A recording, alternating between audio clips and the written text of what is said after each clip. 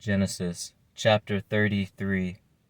And Jacob lifted up his eyes and looked, and behold, Esau came, and with him 400 men. And he divided the children unto Leah, and unto Rachel, and unto the two handmaids. And he put the handmaids and their children foremost, and Leah and her children after, and Rachel and Joseph hindermost. And he passed over before them, and bowed himself to the ground 7 times, until he came near to his brother. And Esau ran to meet him, and embraced him, and fell on his neck, and kissed him, and they wept. And he lifted up his eyes, and saw the woman and the children, and said, Who are those with thee? And he said, The children which God hath graciously given thy servant. Then the handmaidens came near, and they and their children, and they bowed themselves. And Leah also with her children came near, and bowed themselves. And after came Joseph near with and Rachel, and they bowed themselves.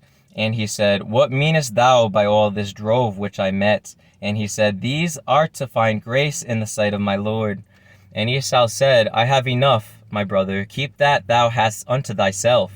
And Jacob said, Nay, I pray thee, if now I have found grace in thy sight, then receive my present at my hand. For therefore I have seen thy face, as though I had seen the face of God, and thou wast pleased with me. Take, I pray thee, my blessing that is brought to thee, because God hath dealt graciously with me, and because I have enough. And he urged him, and he took it.